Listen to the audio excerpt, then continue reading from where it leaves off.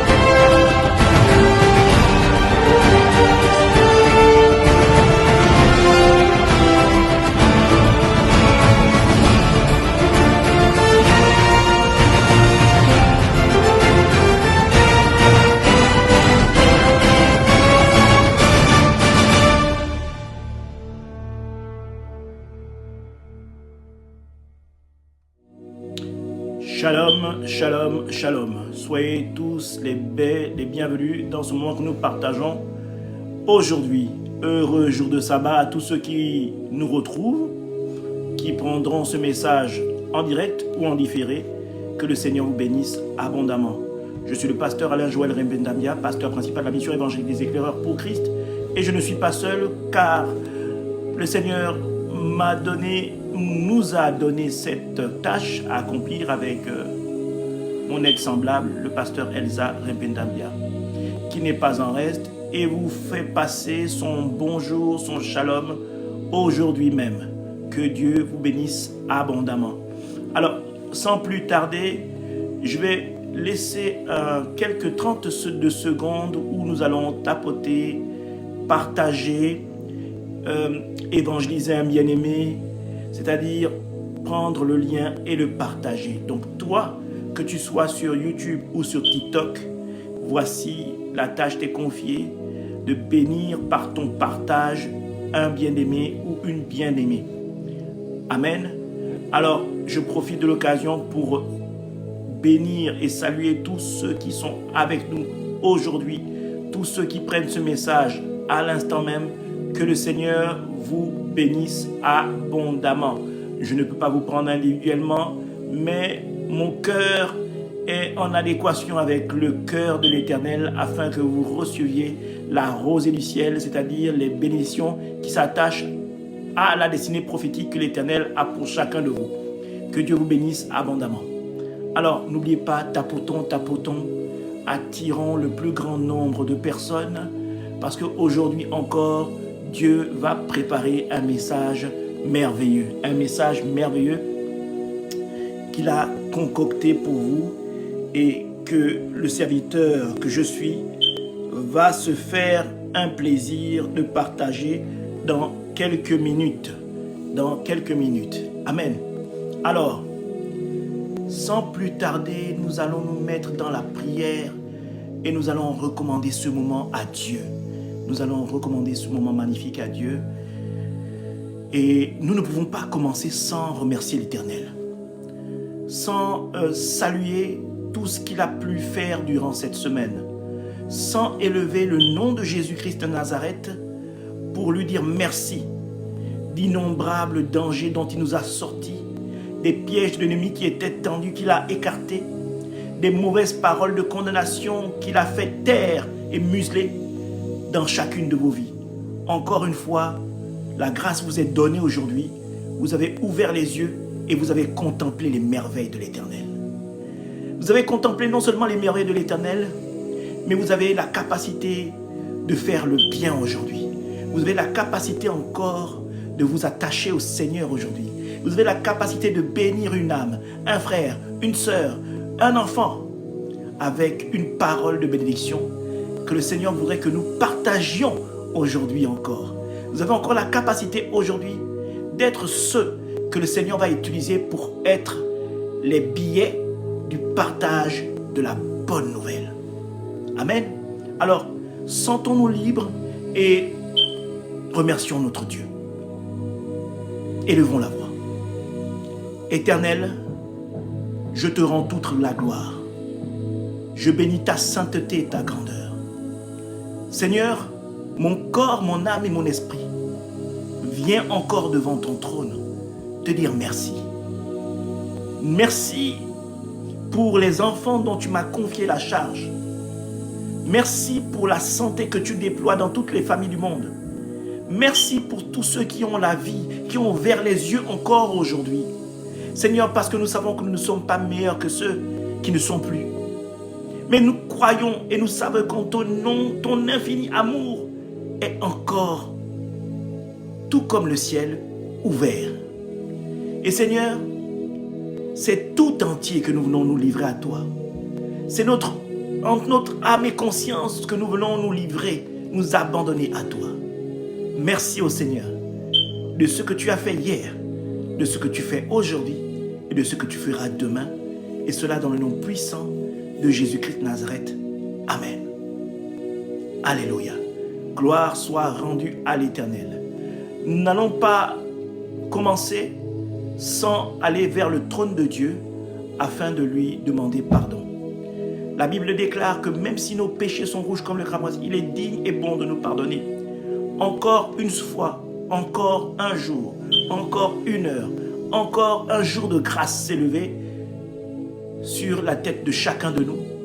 Et nous avons aujourd'hui même encore la possibilité de faire table rase de bon nombre de choses. Nous avons encore aujourd'hui même la possibilité de pardonner ceux qui nous ont offensés. Nous avons encore la possibilité de demander pardon. Nous avons encore la possibilité d'adresser un pardon avec sincérité à notre Dieu. Élevons la voix, bien-aimés. Éternel, toi le Dieu de compassion, de miséricorde, toi le Dieu rempli en amour et en bonté, toi le Dieu qui a un amour incommensurable, nous venons tous et toutes, tels des serviteurs, tels des servants, tels des servantes, Seigneur, nous humilier devant ton trône de puissance, de grandeur et d'amour, Seigneur, pour reconnaître que nous avons encore une fois durant cette semaine attristé ton cœur. Et nous voulons, ô Éternel, réitérer notre attachement à ta personne. Oh, la personne de Jésus-Christ, celui même qui est allé à la croix. Nous voulons être de parfaits imitateurs de celui au moment même où nous crachions sur lui, au moment même où nous le fouettions, nous l'insultions, au moment même où nous l'humilions, ce dernier n'est pas allé à toi sans demander que tu nous pardonnes. Seigneur, pardonne-nous. Nous voulons encore demander à ceux à qui nous avons fait du tort. Oui, parce que, bien-aimés, c'est comme ça que les choses du Seigneur fonctionnent. Prenons le temps de demander pardon. Prenons le temps de pardonner ceux qui nous ont offensés avant de élever la voix et demander au Père qui est là-haut dans les cieux de nous pardonner. C'est ainsi, Seigneur, que je vous invite, ô bien-aimés, à prendre courage. Allez vers celui que vous avez offensé, vers celui que vous avez blessé, et lui dire, pardonne-moi mes offenses, pardonne-moi mes écartades, pardonne-moi ma colère, Pardonne-moi mes paroles dures et insultantes envers ta personne. Merci au Seigneur de ce courage dont tu animes chacune des âmes ici présentes. Et ainsi, ô Éternel, nous levons la tête vers toi pour te demander pardonne-nous. Pardonne-nous nos offenses.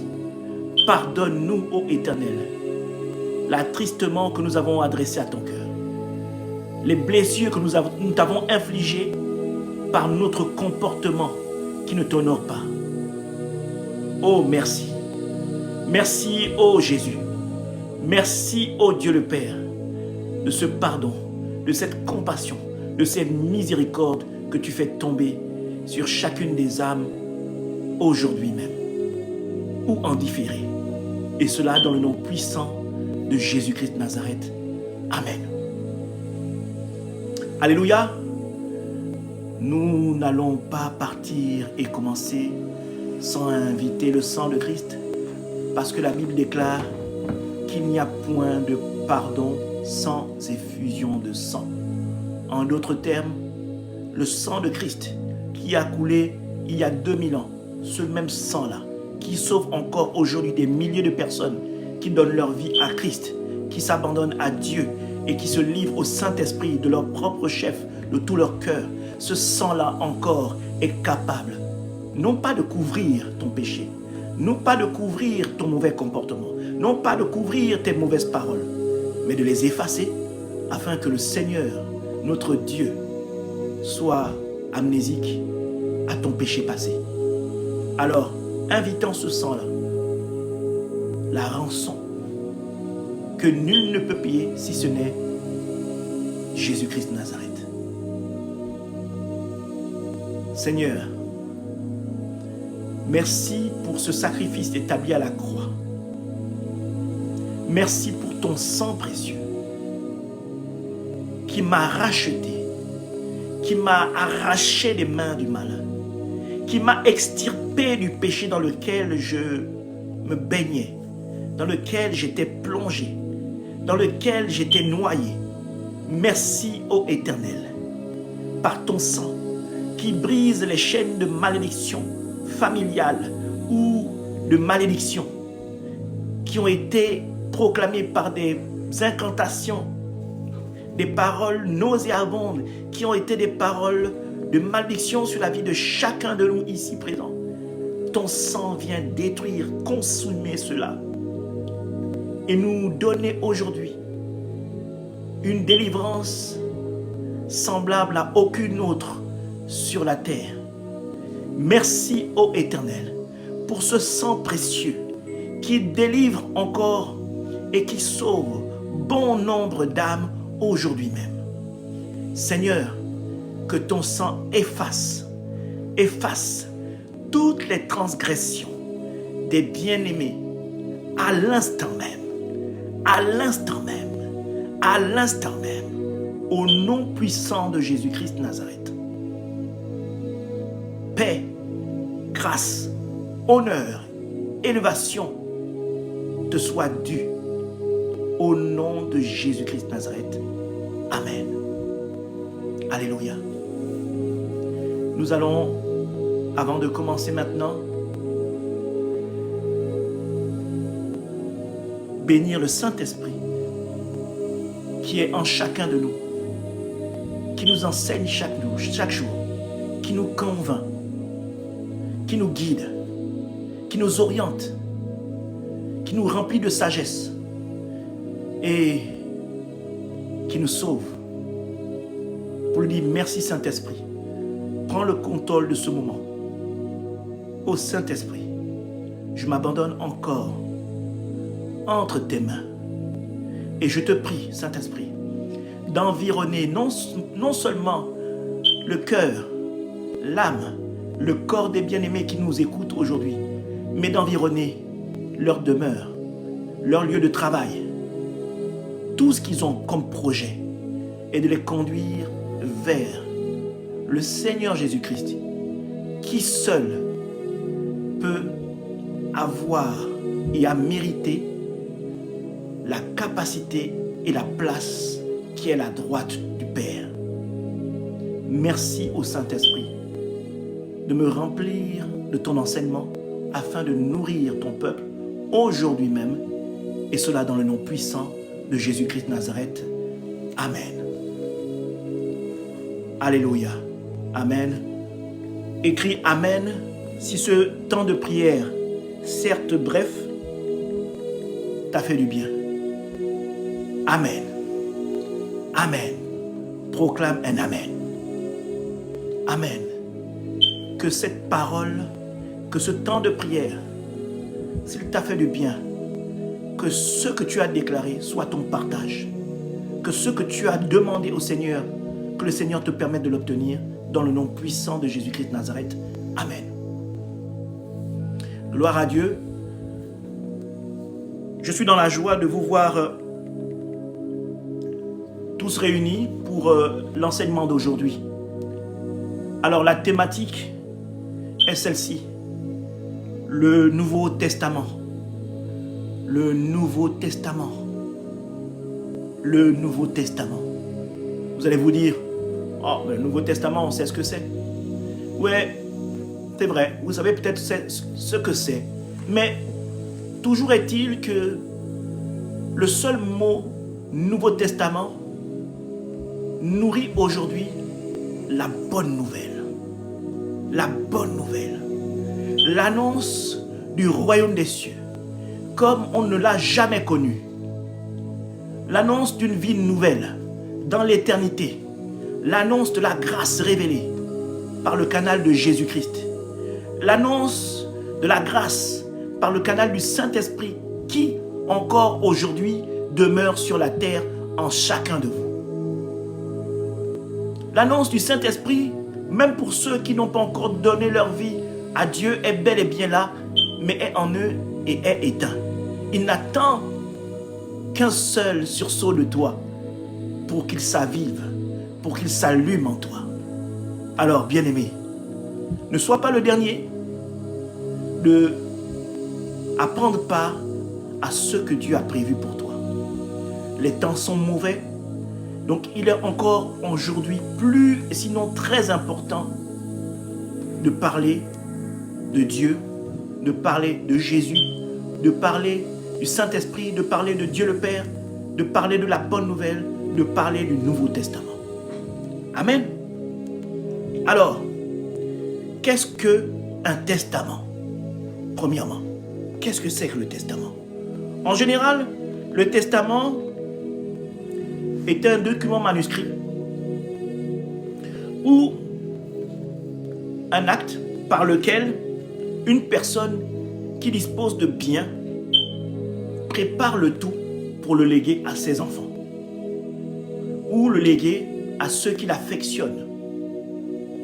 Le testament est non seulement la possibilité de laisser un héritage, mais également de laisser non seulement un héritage, parce que dans le monde où nous vivons, quand on parle de testament, on parle de valeur financière, mais un héritage peut être une morale, une éducation, une façon de vivre, un mode d'emploi, une formule chimique. Ça peut être aussi la parole de Dieu. Et aujourd'hui même,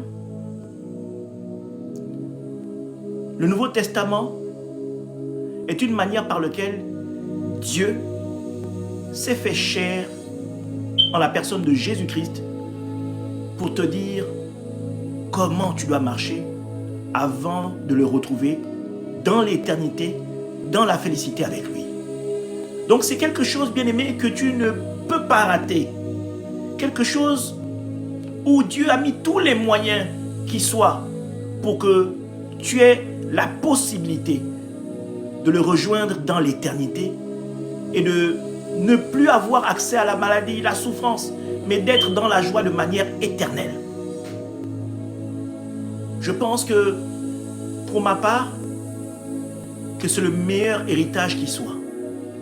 Celui où la vie ne s'arrêtera pas, celui où nous ne souffrons plus, celui où nous serons heureux, celui d'être dans la paix, où nous n'aurons ni faim, ni soif.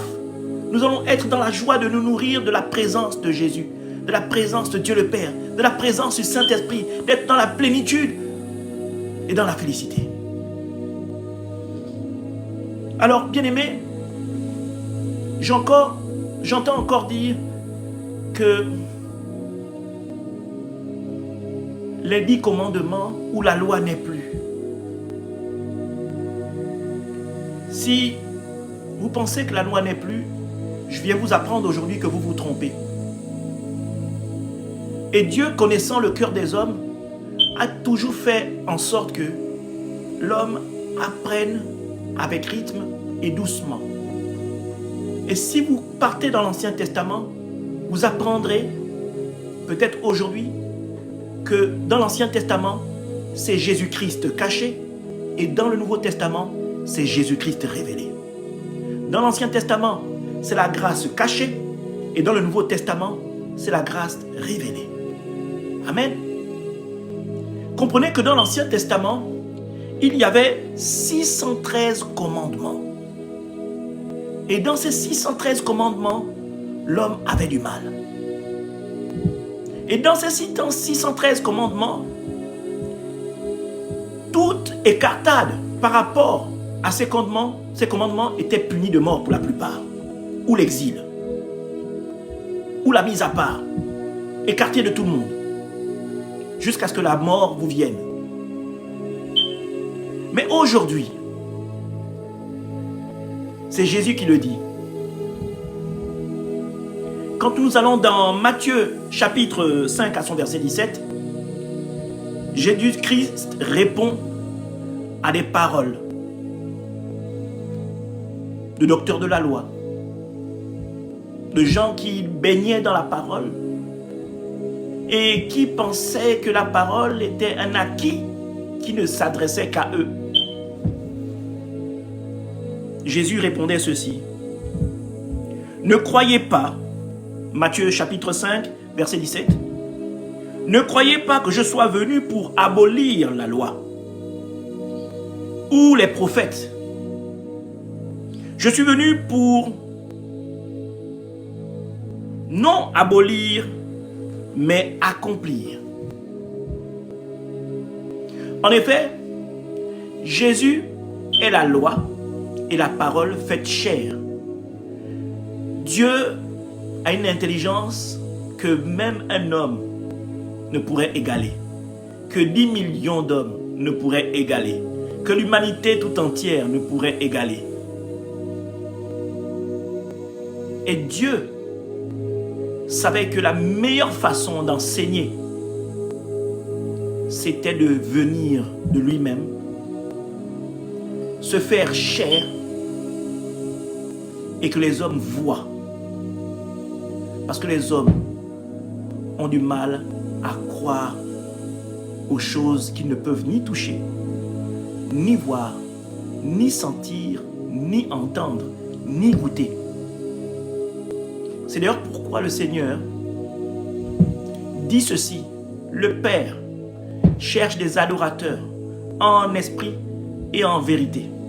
Ça veut dire des adorateurs qui épousent sa nature, qui s'adonnent à lui, pas parce qu'ils l'auront vu ou parce qu'ils auront vu des prodiges et des merveilles, mais des gens qui ont foi en lui, des gens qui l'adorent sans l'avoir vu, des gens qui l'adorent en esprit et en vérité, des gens qui s'abandonnent à cette parole qui est une parole de vérité.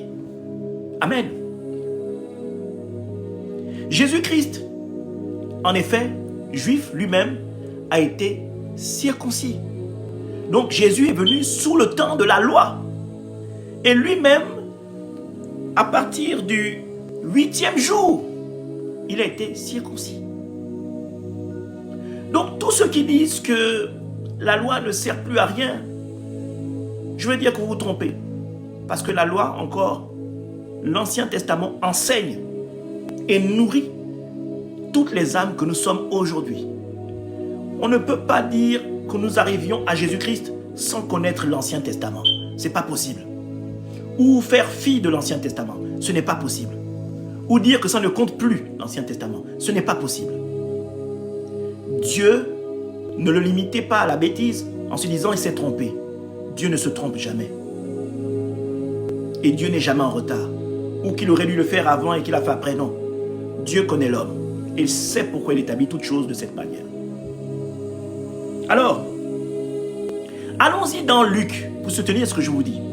Luc chapitre 2, à son verset 21. Luc chapitre 2, verset 21. Luc dit ceci.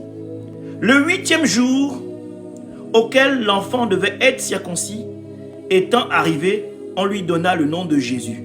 Nom qu'avait indiqué l'ange avant qu'il fût conçu dans le sein de sa mère. Voyez-vous, Jésus-Christ lui-même est passé par la loi. Donc, bien-aimés, que personne ne vienne vous dire que la loi n'est pas importante. Parce que Jésus-Christ est non seulement l'Ancien Testament, mais il est également le Nouveau. Le Nouveau est venu pour faciliter les choses. Le Nouveau est venu pour que nous ayons un modèle. Le Nouveau est venu pour que la grâce ait intensifié l'amour de Jésus, l'amour de Dieu manifesté. Je vais vous dire comment elle est venue. Et le Nouveau Testament est venu amplifier, être la démonstration de l'amour inchangé de Dieu. La démonstration que Jésus et que Dieu le Père veulent vraiment t'avoir auprès d'eux pour l'éternité. Amen. Nous allons voir ça ensemble. Allons-y dans Colossiens, chapitre 2, Colossiens 2. Colossiens, chapitre 2, à partir du verset 11. Si je ne me trompe pas. Amen. À partir du verset 11. Si je ne me trompe pas. Amen.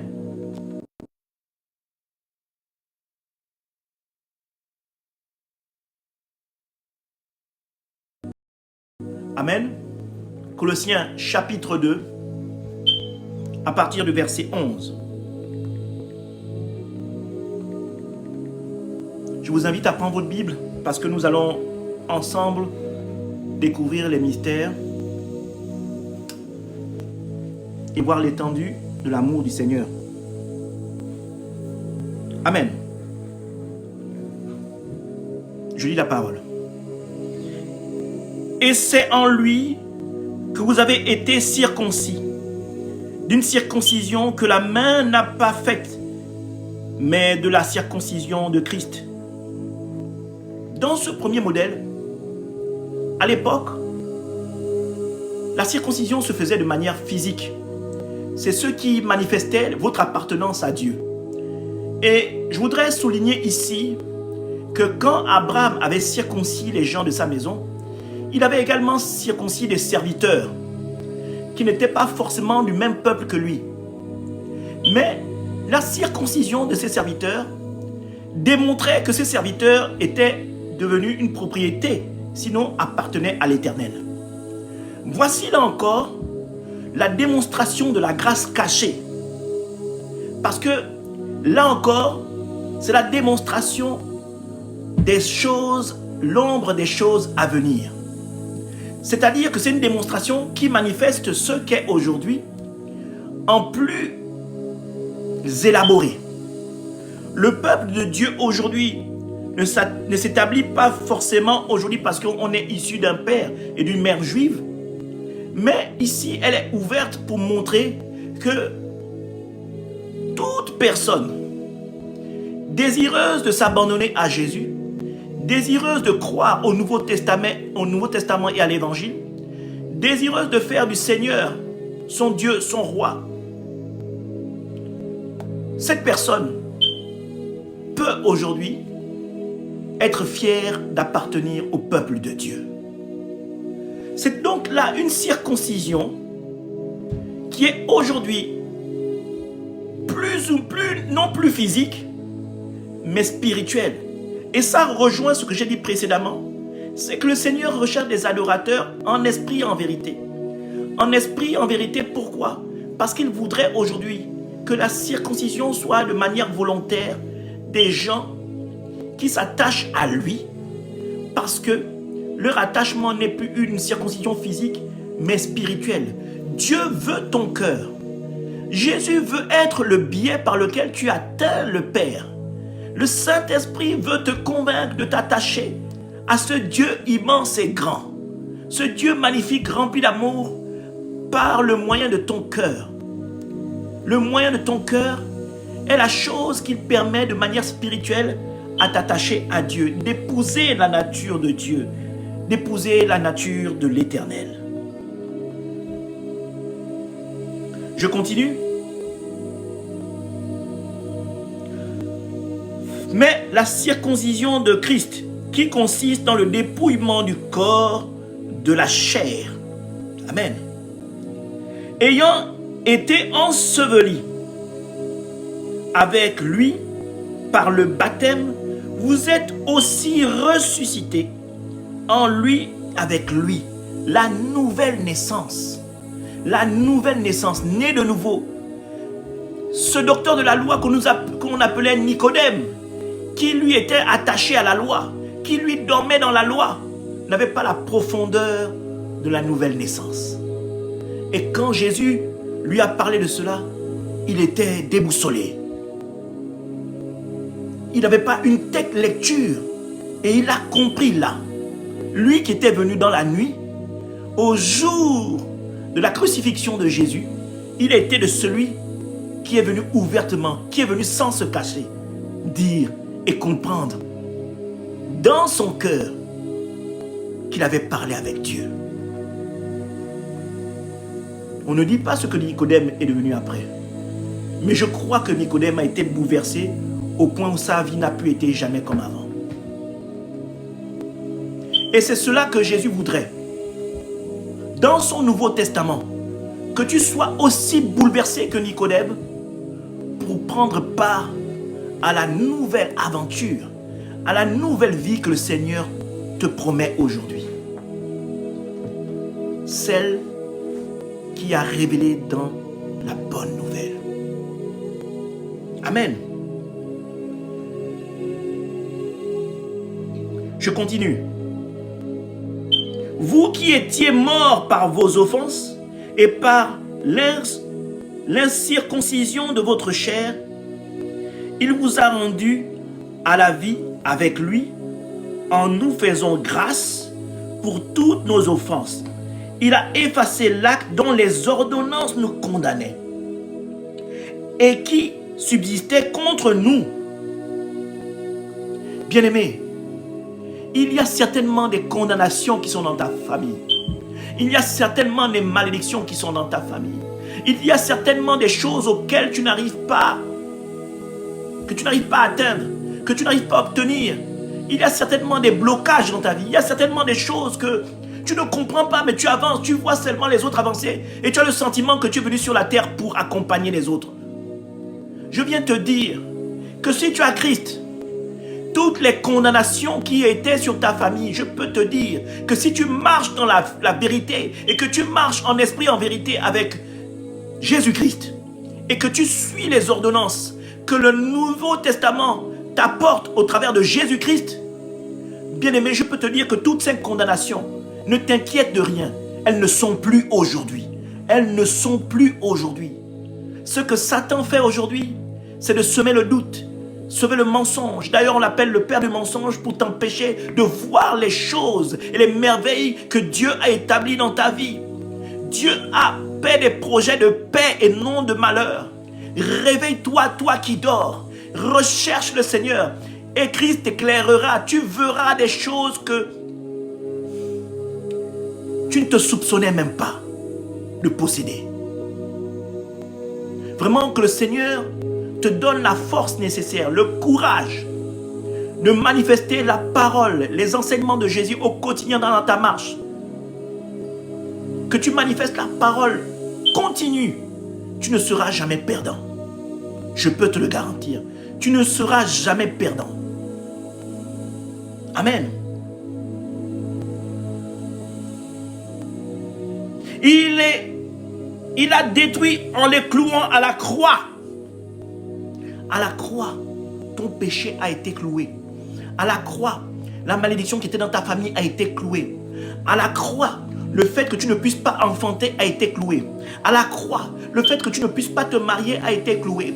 À la croix, la malédiction, la maladie qui pérasse ta famille et qui est une maladie héréditaire a été clouée. Tout ceci a été cloué. Déclare seulement que je possède ce que Dieu a prévu pour moi au travers de Jésus-Christ. Je suis co-héritière en Christ. Et ce que Christ a prévu pour moi, ce que Dieu le Père a prévu pour moi, le Saint-Esprit me permettra de l'obtenir au nom de Jésus-Christ de Nazareth. Alors ne désespère pas.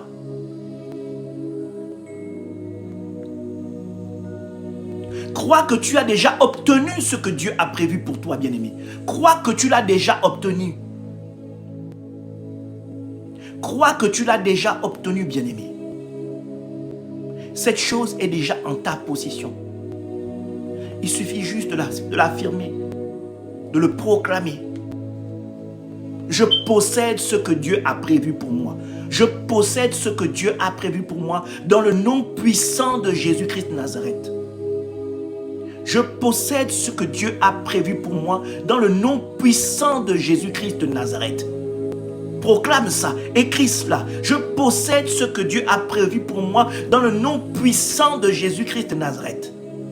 Satan est un menteur. Satan est un menteur. Les adorateurs en esprit et en vérité que le Père recherche, vous avez la capacité d'en devenir un. Vous avez la capacité de l'être. Dieu a mis cette divinité-là, de le rechercher dans le plus profond de vous. Vous-même, parfois, vous vivez une vie, vous savez que vous ressentez en vous que ce que vous vivez, ce n'est pas vous. Ce n'est pas vous. Vous sentez que ce que vous vivez, les douleurs que vous avez, vous savez que ce n'est pas vous. Vous savez qu'il y a une oppression qui est telle dans votre cœur. Alors déclarez que Jésus-Christ prend le contrôle. Vous savez que la maladie que vous avez, si vous êtes attaché à Christ, vous savez que seul Jésus peut vous en guérir. Je ne parle pas de soigner, je parle de guérir. Il y a un testament d'une vie meilleure, même sur la terre. Vous pouvez voir le Seigneur. Le projet de paix est dans le Nouveau Testament. Le projet de paix est en Jésus-Christ. Le projet de paix est dans la bonne nouvelle. Le projet de paix est dans la parole de Dieu. Le projet de paix est également dans l'Ancien Testament. Ne vous trompez pas. Tout ceci est complémentaire pour tous ceux qui veulent s'attacher à Jésus. Si vous avez des doutes, lisez le Nouveau Testament et repartez pour une meilleure compréhension dans l'Ancien Testament. Vous allez comprendre que, waouh, en fait, Jésus a toujours été là. Jésus a toujours été là, même dans Genèse, dans le jardin d'Éden. Jésus a toujours été là. Il est l'alpha et l'oméga. Il a toujours été là. Comme au début, il en sera de même à la fin. Il sera là. Et même pendant. Amen. Alors, que personne ne vous trompe. Que personne ne vous trompe et que personne ne vous emmène un évangile tordu. Que personne ne vous trompe.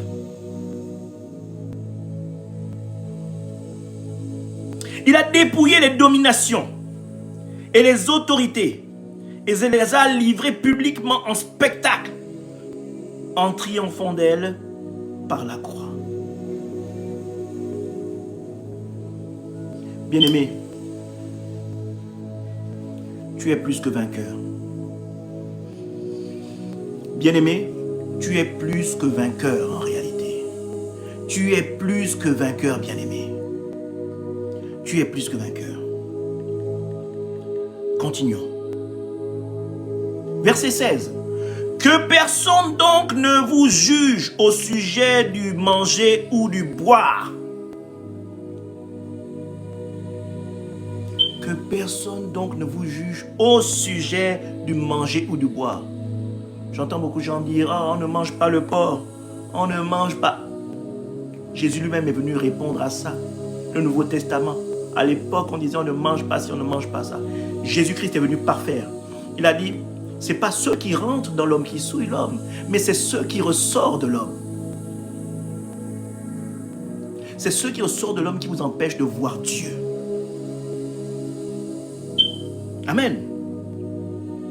Au sujet d'une fête, d'une nouvelle lune ou des sabbats, c'était l'ombre des choses à venir, mais le corps est en Christ. Le corps est en Christ. Écoutez, quand vous allez prendre un peu de temps, allez-y voir dans les noces de Cana, quand Jésus a changé l'eau en vin, la Bible déclare que les jarres d'eau qui étaient là, elles étaient là pour l'ablution. L'ablution, c'est-à-dire certainement une eau où les gens se lavaient les mains avant de passer au repas. Une eau qui était là pour assainir les mains des invités et des convives. Prenez le temps de prendre dans cette partie-là et vous allez voir ce que Christ est capable de faire. Une eau sale, Dieu est capable d'en faire un bon vin, le vin nouveau. Précédemment, dans un de mes enseignements, j'avais dit Dieu est le Dieu des cas extrêmes. Dieu peut prendre une eau sale, une eau trouble. Vois cette eau-là comme l'image de toi. Comme ton image. Oui, comme toi. Qui commet des péchés, en veux-tu, en voilà. Dieu est capable de transformer ta vie. Toi, qui es une personne qu'on a abandonnée, que tout le monde a livré en pâture, dont on ne veut même plus entendre parler, Dieu est capable de transformer ta vie et de faire de toi un leader d'opinion insoupçonné. C'est cela le miracle. Le miracle n'est pas une chose que l'on peut établir de manière facile. Le miracle, c'est quelque chose d'incroyable. Le miracle, c'est quelque chose d'inexplicable. Le miracle, c'est quelque chose d'incompréhensible. Le miracle, c'est quelque chose d'illogique. Le miracle, c'est quelque chose qu'on ne peut pas expliquer, voilà. C'est ça le miracle. Et Dieu est capable de bouleverser la vie de chacun de vous. De chacun de vous.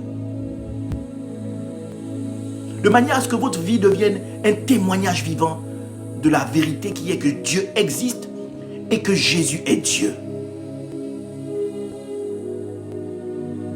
Le Nouveau Testament. Christ a marché sur la terre. Dieu a marché sur la terre. La parole a marché sur la terre. La parole a marché sur ceux qu'il a construits, sur ceux qu'il a fabriqués, sur ceux qu'il a fait pour toi et moi. Il a marché sur cette même terre. Il t'a dit, me voici. Je m'appelle Jésus. Je suis venu pour toi. Je suis la bonne nouvelle. Je suis le Nouveau Testament. Je suis le chemin, la vérité et la vie qu'il faut simplement suivre. Sans regarder à gauche ni à droite. Sans être influencé, tout abandonner pour me suivre. Et je te donnerai un trésor, insoupçonné. Un trésor que, depuis que tu es né, tu n'aurais jamais imaginé. Quelque chose qui est incroyable. Bien-aimé, je me pose souvent cette question. Je dis, je suis sur la terre. Et dans peu de temps, certainement, tout ce que je suis ne sera plus. Cette belle machine, qu'est le cœur que Dieu m'a donné, peut être appelée à s'arrêter à n'importe quel moment, quand lui l'aura décidé. C'est vrai, nous nous battons pour laisser quelque chose de financier à nos enfants. Mais le seul et beau magnifique trésor que je peux laisser moi à mes enfants, c'est le Nouveau Testament. Le Nouveau Testament, là où Christ donne les plus belles prophéties, là où Christ parle d'une vie éternelle, où nous nous retrouverons tous, c'est le plus beau des testaments que je peux offrir à mes enfants. Je peux tout rater, mais je ne peux pas rater le ciel. Et j'ai conscience qu'un jour, ce que je suis ne sera plus. Vous entendrez certainement parler de moi par des messages, des enseignements, des vidéos, comme celles que vous voyez actuellement, qui resteront. Mais je ne serai plus avec vous. Et je veux vous dire que mon seul souhait et mon désir profond, c'est que, même sans vous connaître, tout le mal que je vous souhaite, c'est que nous nous retrouverons tous dans l'éternité avec le Seigneur. C'est le plus beau des héritages. Une vie qui ne s'arrête pas. Une vie où on ne où on est heureux. C'est le plus beau des héritages. Alléluia. Alléluia. Proclame un amen.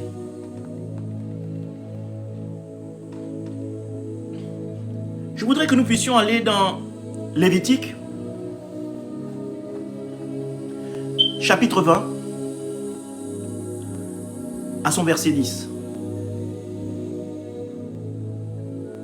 Si un homme commet un adultère, autant pour moi, avec une femme mariée, s'il commet un adultère avec une femme de son prochain, l'homme et la femme adultères seront punis de mort. Ça, c'est Lévitique.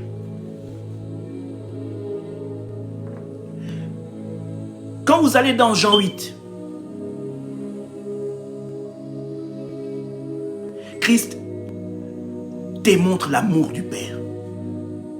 Le Dieu vengeur et carré que nous connaissons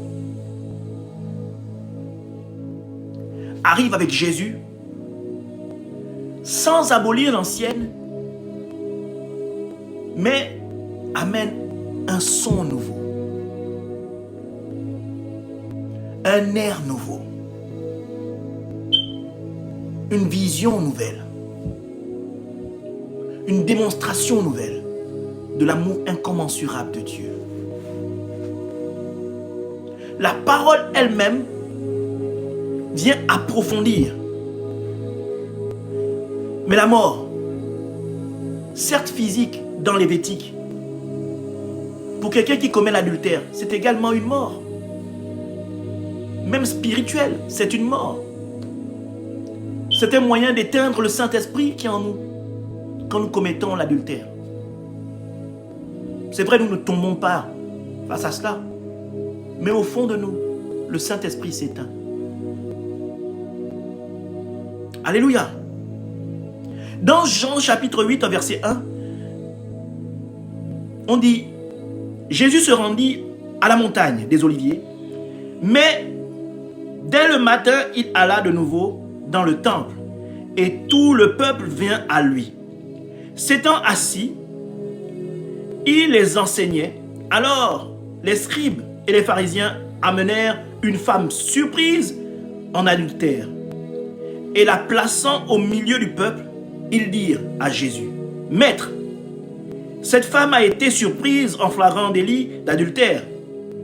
Moïse, dans la loi, nous a ordonné de lapider de telles femmes. Toi, donc, que dis-tu » Il disait cela pour l'éprouver, afin de pouvoir l'accuser. Mais Jésus, s'étant baissé, écrivait avec le doigt sur la terre. Comme il continuait à l'interroger, il se releva et leur dit, « Que celui de vous qui est sans péché jette la première pierre. » Waouh!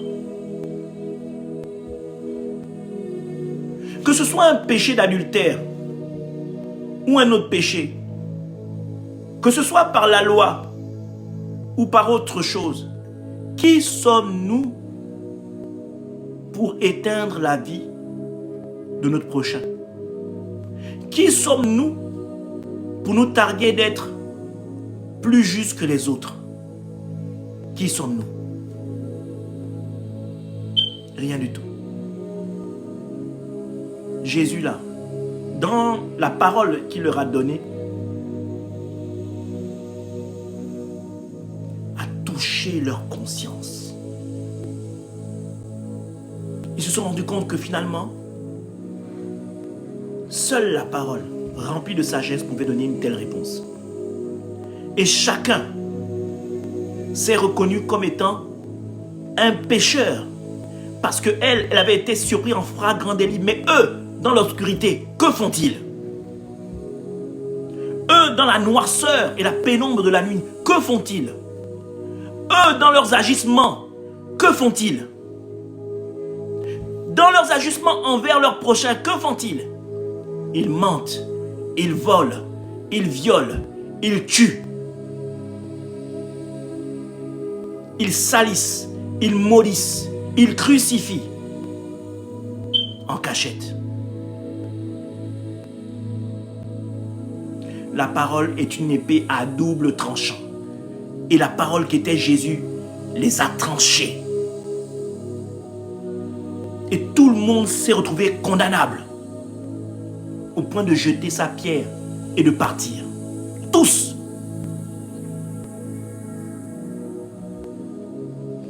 Verset 9. Quand ils entendirent cela, accusés par leur conscience, ils se retirèrent, un à un, depuis les plus âgés jusqu'au dernier. Et Jésus resta seul avec la femme qui était là au milieu. Bien-aimé, quand tes ennemis sont dévoilés, quand tu es dans une position de difficulté, il n'y a plus personne. Mais Jésus-Christ seul peut t'assister. Jésus-Christ seul reste. Les hommes avec qui tu as marché, les femmes avec qui tu as été, quand les difficultés s'annoncent, ils sont tous les premiers à te lancer la mauvaise pierre, à te crucifier, à te salir. Seul Jésus-Christ reste. La Bible dit, malheur à l'homme qui fait confiance à l'homme. Seul Jésus-Christ reste. Seul le Seigneur est là. Quand Jésus fait ton combat, tous ceux qui se lèvent, qui se dressent contre toi, Dieu les efface. Dieu les efface. Alors ne t'inquiète de rien. Tout contre ces femmes-là, Jésus était là. Elle pensait qu'elle était morte parce que les hommes venaient pour la condamner. Et d'une seule parole, aujourd'hui, une seule parole en Christ est capable de faire tomber et terrasser tous ceux qui se dressent devant toi. Tous ceux qui se dressent devant toi. Il te suffit de dire, au nom de Jésus-Christ, tous ceux qui se lèvent dans l'obscurité, dans la pénombre, dans la lumière, pour me toucher, moi, la pupille de l'Éternel, moi, le centre de l'Éternel, ils sont terrassés aujourd'hui même. Ils tombent au nom puissant de Jésus-Christ de Nazareth. Et crois dans ton cœur que cette parole que tu as déclarée est déjà accomplie au nom de Jésus-Christ de Nazareth. Amen.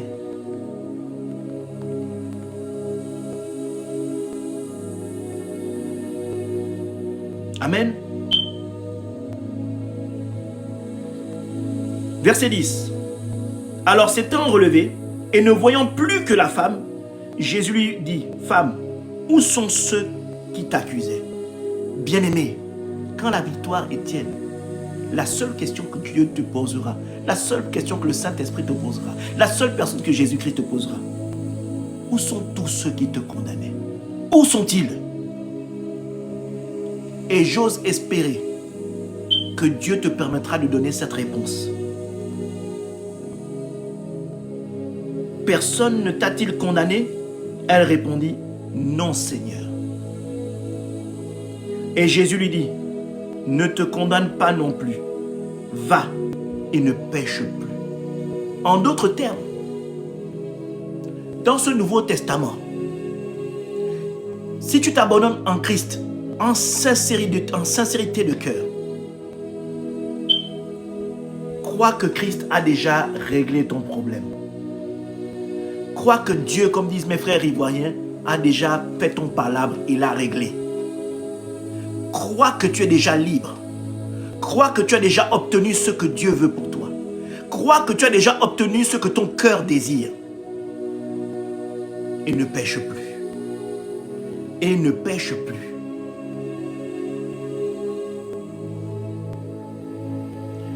Dans ce récit, Dieu vient démontrer que seul Jésus-Christ est capable de livrer et de faire ton combat. Seul Jésus-Christ est parfait. Seul Jésus-Christ est sans tache. Seul Jésus-Christ est la démonstration de l'amour de Dieu pour toi.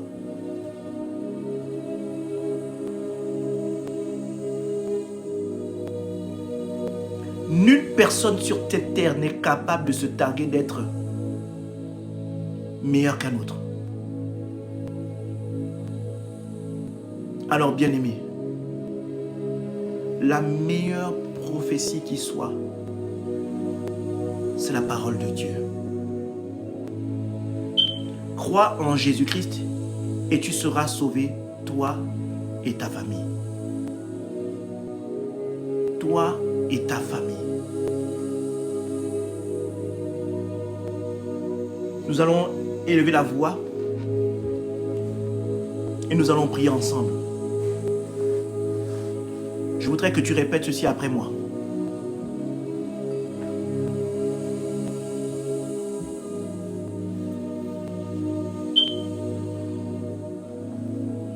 Éternel mon Dieu, mon roi, voici mon Nouveau Testament. Voici mon héritage que tu as mis sur feuille. Voici mon héritage que tu as tenu dans un livre. Voici mon héritage qui n'est concentré qu'en une seule et véritable personne. Toi, ô Jésus. Voici mon héritage qui est en moi au travers du Saint-Esprit, qui m'enseigne tous les jours, qui me guide tous les jours, qui me convainc tous les jours, qui me guide tous les jours. Merci Père pour ce testament magnifique que tu as mis sur la terre pour l'humanité. Seigneur, tu as fait de moi un temple magnifique, un temple merveilleux dans lequel tu sièges, dans lequel, Seigneur, je veux que tu sois au centre de ma vie,